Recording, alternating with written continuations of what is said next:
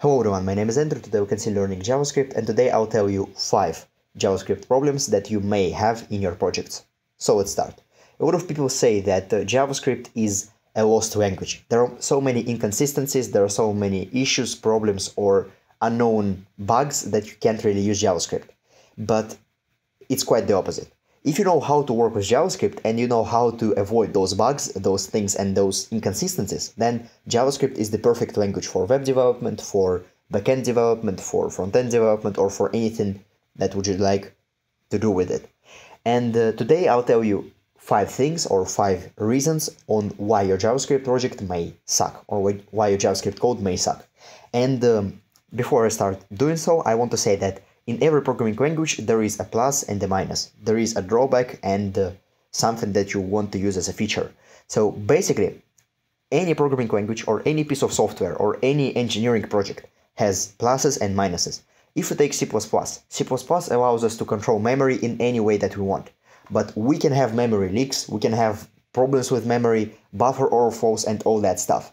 So any programming language can have and has pluses and minuses, except for Java. Java only has minuses. It's an unusable programming language, and yeah, you can't tell me otherwise. But JS is a perfect language if you can use it. So today, once again, I'll show you how you can use JavaScript and why is it so important for you to follow these steps. The first thing that I'm going to show you is this inconsistency.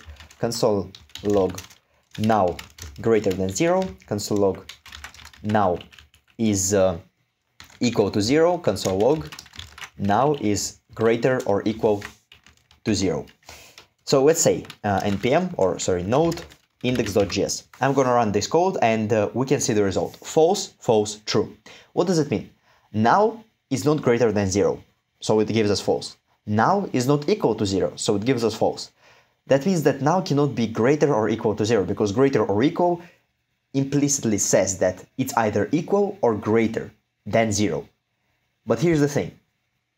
Greater gives us false, equals to gives us false, but greater or equals to gives us true. That is an inconsistency, and many people say, okay, what do you do with that? How can you solve that in your JavaScript? Well, the thing is, why would you even have that thing? The first rule of JavaScript or any other programming language, do not mix types. Never mix types. Why is that so important? Because this is a type mixing. In what situation would you have to compare now to 0 or now greater than 0? Where would you need that condition? Like hypothetically, where would you need that condition? You may have now is equal to 0, but it will always give you false, because now is not 0, now is nothing. It's none, now, nothingness. 0 is a number. So this condition gives us the right answer, false. Where would you need now greater or equal to 0? Like where possibly would you need that? Rule number 1, never mix types. So something like that can happen. Console log a is equal, or let's say 1 is equal to 1. This will give you true in JavaScript. But the thing is, you don't need to 1 is equal to 1, but that's, yeah, it gives you true, but that's not the right answer, because 1 is a string and 1 is a number here. So both operands are different. And you don't really need to use that kind of thing in JavaScript. You never need to mix types. Why is that? Because that leads to inconsistencies. In other programming languages like C++ or C# or even Java, you cannot compare a string to an integer. So why would you do that in JavaScript? Sometimes it's a good thing if you compare a container to another container. Let's say you can compare an array to a set in JavaScript. Or let's say you compare one type of array to another type of array. You may do that, but try to never mix types. And if you mix types, be sure that their comparison is the correct one. So in our case, how can we solve that problem? We can either convert 1 to string or just simply say parse integer on the left operand. So parse integer here. What's going to happen now is that the left operand and the right operand are going to be the same type. And if I run it, it's going to give us true, because 1 is 1. But the thing is that in JavaScript, if you really want to compare two things, you should never use equals equals. Always use 3 equal signs. Why is that? Because this thing does not only compare the values, but it also compares the types. That's kind of important. So if you have 1 as a string equals to 1 as an integer, it's going to give you false. If you have just 2 equal signs, it's going to give you true.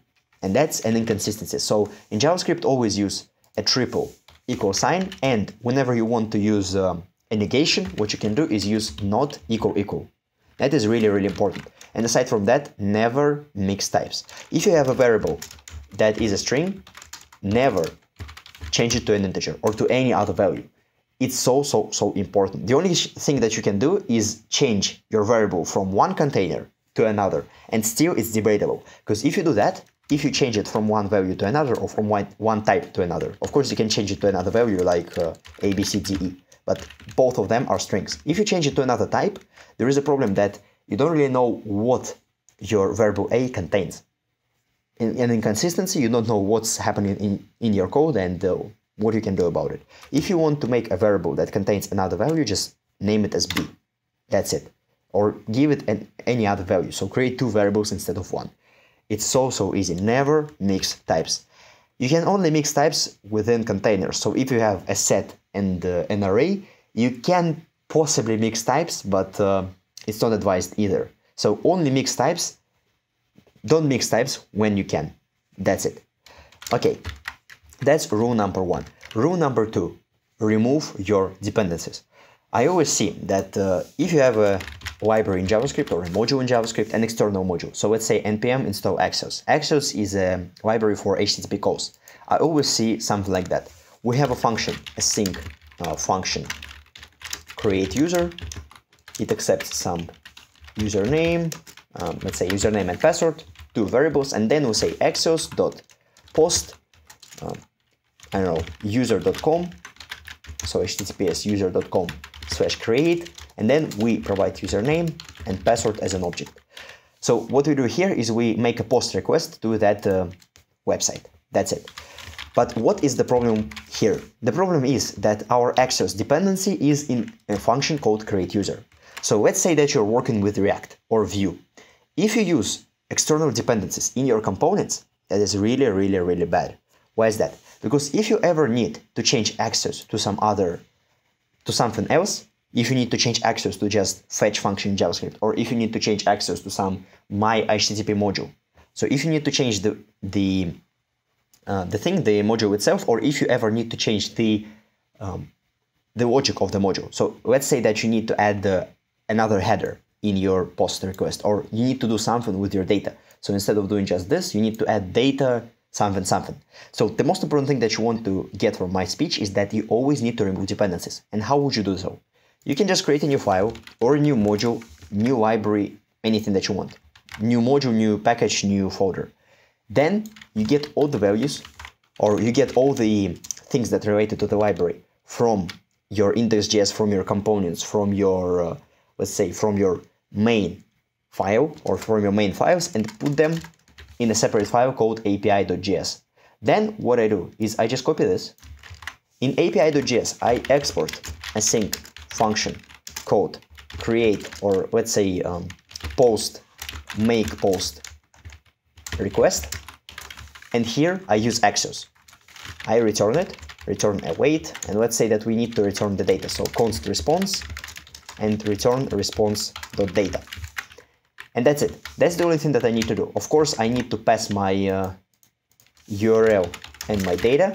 So I can do it like that, URL data. And then here, the only thing that I need to change is that my Axios post is no longer used. I use my make post request function. And why is it so important? Because right now I have my own dependency. That make post request function is imported from my .api file. Why is it so much better? Because if I use my make post request function 50 times or 200 times in my project, I can just go to api.js and change it here instead of changing it in the whole project. If I want to move from Axios to, let's say, fetch function in JS, fetch function is another way of making an HTTP request, I can just change it here. The same goes for export async function make get request. You can name them as you want. You can put any data as you wish. But the most important thing is that you need to remove your external dependencies when you can do that. So if you have your React project, don't just put all your API calls inside of your project. Make a separate file or a separate folder that contains all of your API requests. What's even better is that if you don't use make post request in your component, but you have some kind of function as create user, You call create user in your React component, and create user has all the validations, has all the logic and all the stuff that is required to create a user. That way, you have less dependencies, and if you want to change your code, it's structured. It's not just in one file or one big folder. So structure your code and remove your dependencies whenever you can. And there are lots of techniques of how you can do that. You can use injections, so dependency injections. You can use a lot of stuff. But the most important thing for you is that you need to remove your dependencies in your JavaScript code. That goes for any language, but in JavaScript it's really, really important because people want to use JavaScript as an easy replacement for any other language. They just want to use the easiest thing there is. But if you want the thing to be easy, it's not gonna be maintainable. That's the idea that I'm trying to get. Okay, so let's say that we have now make post request function, we have create user. The next rule of JavaScript is use classes if you want, or if you need, sorry. Use classes if you need. What's the problem with my make post request? Let's say that I have two separate API clients. The first API client works with HTTP, so it works with Axios. The second one works with, let's say, TCP. So TCP and HTTP client. For some reason, I need to make two separate clients with two separate protocols. The problem is that lots of people will do that. Export async function make TCP request. Like that. Function, like that. Then we're gonna have our data and let's say destination, so the API address, destination, data. And then we somehow make our request, make TCP request. What's the problem here? The problem here is that we can use classes. And why do we need to use classes? Function as an entity is a thing that is stateless. What do I mean by that? Functions do not save anything. So whenever you call a function, you don't really have anything inside of it. You just call a function, it doesn't save anything, it doesn't change your state. Of course, it can make some requests and change some external state. It can make requests to your database and change something in your database. But what I'm trying to get to is that if you call your function, it does not save anything. It just works, that's it. Because function is a piece of code, a piece of work that you need to do. But whenever you use classes or variables or objects, what you have is a state. So any class in your JavaScript, so let's say class API client, it can have some state within it. So let's say client.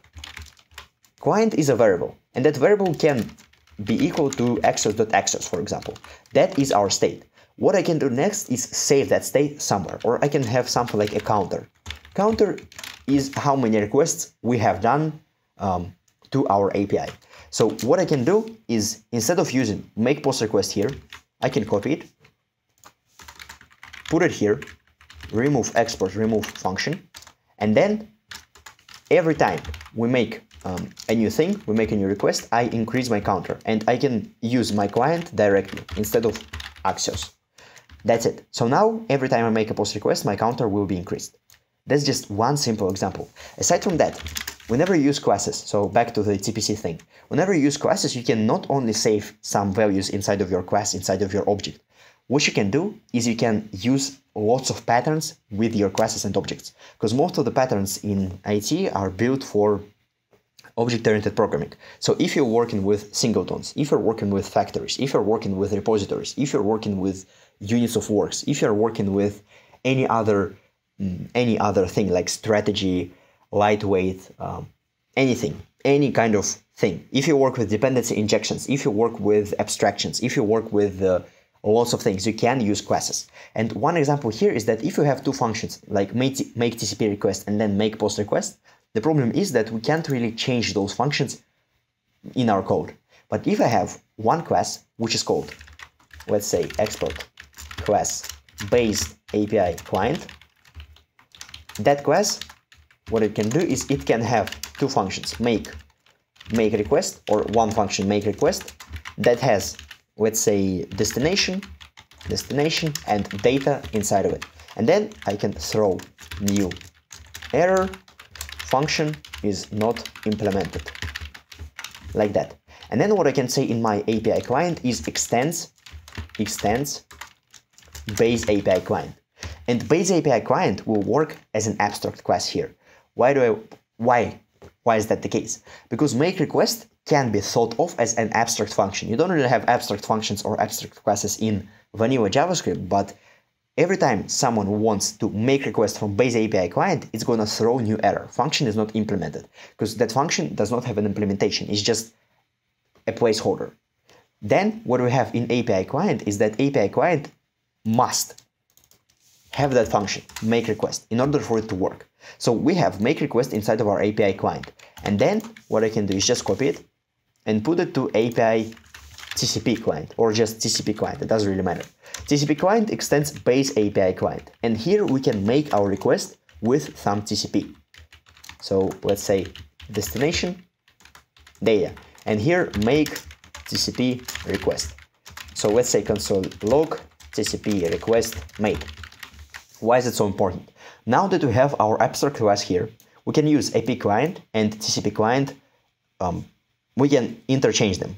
Both of them can substitute each other. So what I mean by that is that if we go to index.js, and here I can import my, TCP client and my API client, you know, it's better to call it HTTP client because API client is kind of like, well, API client, but HTTP just shows you what protocol it uses, so HTTP client. When I import my TCP client and HTTP client, what I can do is const TCP client equals to new TCP client. And then const HTTP client equals to new HTTP client. HTTP client. Since both of them extend base API client, so they use it as a parent class, what I can do is instead of just calling some function, I can say TCP client, await TCP client dot make request. And now what I can do is just change the value here. So change TCP client to HTTP client and it will make the same request. And I don't really need to change anything else. Of course, it depends on your thing and all of that is kind of abstract, but what's the most important thing is that with classes, you can save state and you can use a vast variety of patterns. So that is one pattern. We can use abstract. That is called dependency inversion, is that we only use functions from our base client, so from base API client, and that function is make request. And since all the children of that class implement that function, we can just use it directly here. And that's the most important thing. But if you really need your classes if your code is really, really messy and you need to save lots of things, you need to pass lots of objects within your functions, then maybe you need a class. You don't always need a class, but sometimes it's a really, really good idea. And me personally, I cannot write any code without classes, so I always use them. But yeah, use classes in JavaScript if you need them. Aside from that, if you really want to use JavaScript as a very, very, very object-oriented language, use TypeScript. Because TypeScript allows you to do a lot of stuff. Like here in client, I can say that client is Axios dot, or just Axios like that. And then here, yeah, new Axios. Then I can say that my make request returns some kind of value. I can make my class abstract. Because if we use TypeScript, we have abstract classes, we have interfaces, we have lots of things. We have annotations, we have type checking, we have lots of things. So if you want to make the best out of your classes, use TypeScript. But even if you don't use TypeScript, it's still going to be beneficial for you to use some kind of class. Of course, if you need it. That's the most important thing, because that third advice does not go for any project. But if you need a class, use a class in JavaScript. Don't say that JavaScript is a functional language, because it's not. If you need a class, you should use it. Okay, the next thing is that if you use JavaScript, you have lots and lots and lots of async calls. So async call or async function, if you don't know what that is, I don't know why you're watching that video, because that's like the basic thing in JavaScript, async. But if you don't know what async promise and what all of that stuff is, it's basically how JavaScript interacts. And what you need to remember for now is you always want to use await. So await is one thing. You can either use await or .then. So I can use await create user, and or I can use create user .then. And await is always going to be better until you have to call your function in your initial, like in your initial function. So let's say that I want to call HTTP make request within my create user function. It should be with await, because await is much more readable. When you see await, I just say, okay, that make request function is an asynchronous function. We just await for it to be finished. But if I use make request .then and some kind of stuff here, it's not going to be really beneficial for my code. What you want to do is always use await until you have to call your function, because you cannot say await in your global scope. Like here, I cannot say await, but I can say create user.then to receive my result. So always try to use await because it's just more readable. That's my thing. But of course, then is not that bad if you use it carefully. So use await, but use then and use await, but try to use await because it's much more readable. And the last thing is that JavaScript allows you to do a lot of stuff with built-in features. So let's say that you want an event-based system. Yesterday, or not yesterday, but like a week ago, I talked about event-based systems in Python. Event-based system is when you have an event, so some change in the system, and it's propagated to all your things or to some of your things. And JavaScript has that event system by default. So I think you know that you can say document.add event listener, click. And that will listen for, when we click on the document, it will fire an event. But you can also use events within JavaScript. So if you need an event-based systems, you can always use built-in events. In other languages like Python or any other language, as far as I'm concerned, you need to import some libraries or you need to make your code yourself. So you need to make that event-based system yourself. But in JavaScript, what you can do is just say new event and document, and I think it's, I forgot the word, but it's something with event. Dispatch event. Yeah, dispatch event. And that will dispatch your event to your document. So event system in Java or in JavaScript is really, really advanced, and it's installed by default. Of course, it's different on different platforms. So if you work with Node.js, you have to use, I think it's Node event emitter. So this thing. But of course, it's different for every system, because if you work with React, events are going to be different than if you work with Node.js. But what I'm trying to get to is that JavaScript allows you to do a lot of stuff by default. You have WebSocket by default. You can use that WebSocket. Of course, it's not a bad idea to install a library when you need it, but JavaScript allows you to do a lot of stuff, and most people don't really do it. They use JavaScript as a dull language that cannot do anything, but that's Java, not JavaScript. So that's it. Those are 5 rules that you need to follow in order to make your JavaScript project successful. Of course, there are lots more rules on how you write your code, how you do all that stuff, but it's basically the same for every language. Of course, there are differences, like Python is different from JavaScript as C# is different from JavaScript or any other language. But those are 5 rules that you need to follow in order to make your project successful. So, thank you for watching. My name is Andrew. Subscribe to my channel, leave a like, leave a comment. Thank you for watching once again, and bye-bye.